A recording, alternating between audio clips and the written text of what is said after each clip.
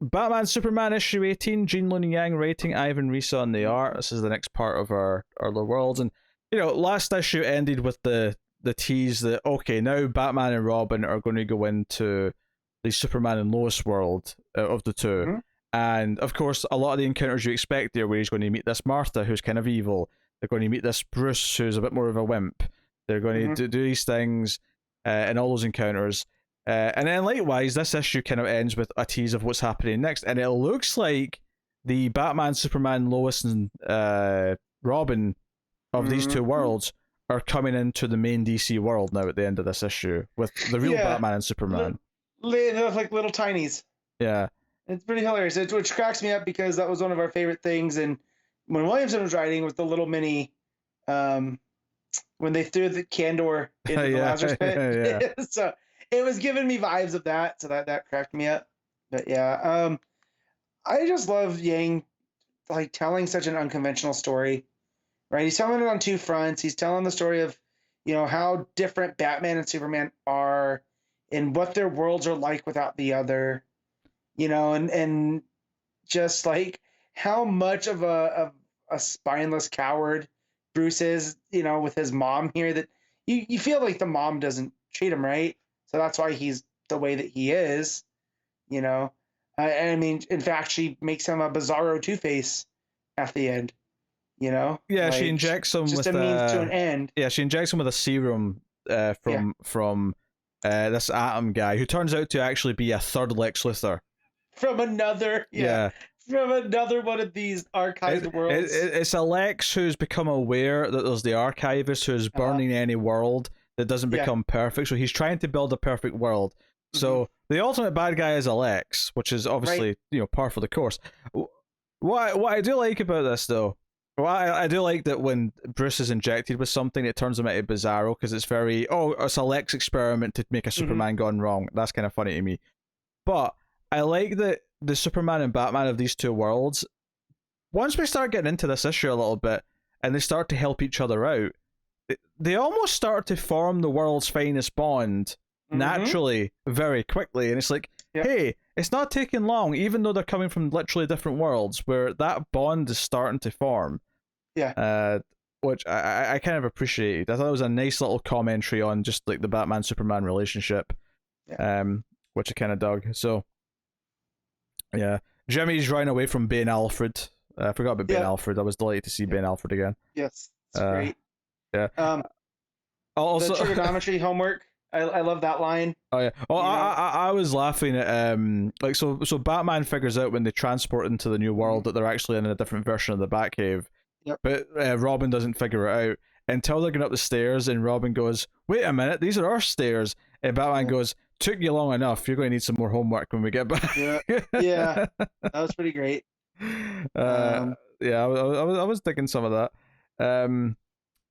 Obviously the emotional reactions of seeing Martha and the rest of it all makes complete sense. But but Superman cauterizing the wound with his heat vision, and Batman thanking him, and this camaraderie is starting to build like so quickly. It's a really, really neat touch. But yeah, a lot of it then comes down to Martha injecting her Bruce with the serum, which turns him into a Bizarro at first. Even talks like Bizarro, but then half of him kind of turns back, so he ends up Two-Face Bizarro at the end. It's such a great amalgam of stuff. It's like you can tell Yang's having a lot of fun with these concepts, where they were just kind of like, do whatever you want. It's an archived world that could burn up at the end. Yeah, it's so wacky. Yeah, I love when this Lex, this final villain Lex, who's like been jumping between world to world. Like when he's explaining who he is, that it's like it doesn't because most of the panels, of course, are in the film strips, right? That's been the art style. But when he's explaining things, he's just in front of a lot of like different film strips. It completely changes the style from the regular stories that have been told. But of course, Lex makes another barrier in the film, and this is where we end with them coming out into the real world. And yes, they're like action figure sized. And we should mention that Auteur.io, which by the way, still love the name Auteur.io. has a Phantom Zone crystal, which is kind of the real world Cliffhanger. So we still have a few issues left of this because we know the conclusion isn't coming till August. So I am fascinated to see how we get 3 more issues. Because it's done such a good job of changing up the status quo at the end of each issue that I am fascinated to see. Okay, what's it going to be at the end of this one then? Like, the next issue. I mean, are they going to become full size? Are we going to get them to see what this world's like with Batman and Superman, or even just talking to Batman and Superman about this Batman and Superman who do exist together and have this friendship? Like, what do they make of this? There's a lot of ideas. Like, does little Robin get to see like Nightwing grown up? Like, what's his reaction to that? Yeah, that'd be cool. There's potential. There's a lot of stuff. Yeah, a lot of potential. So, just a fun time. It's not an important story. It's nothing that's ever going to be a big deal.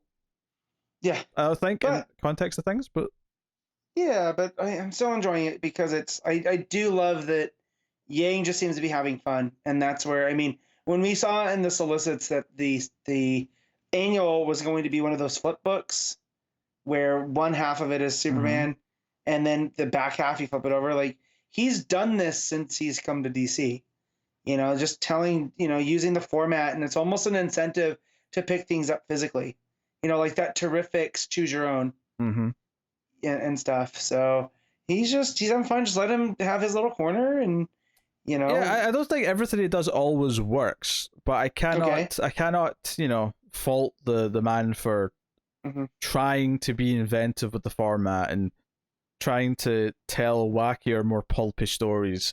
It'll probably never be my favorite thing I read that week, unless the week's not that good, I suppose. But true. But it's always a nice little like dessert towards the end of my stack, as it were. I mean, I read digitally, so it's not a stack, but But at the end of your queue, if you will. Yeah. Now I want pancakes, because I said the word stack. So there you go. That's Batman Superman 18. And obviously, Ivan Reis is still. I mean, there's not a whole lot to add at this point with Ivan Reis's art here, because it's just pretty. Yeah, I mean, he's doing like the classic versions with the modern day versions, and it's just like, yet they all seem unique. Yeah, right? he's got the chubby Lex, who's the one from the Batman world, where Lex is just this guy who's trying to prove that Martha's up to no good, locked in the cell. But then we have the Atom Lex, who's the ultimate villain one, who's been jumping around, and has been supplying Martha with all this stuff to like mess up her world. Yeah. Which is interesting. It's interesting in the world that he's trying to make that's perfect is the one that has Superman in it. I think that's a very interesting detail. Right. It's the one that he knows. From Lex's perspective, I mean, though, like the perfect world that he's trying to build is a one that has Superman in it.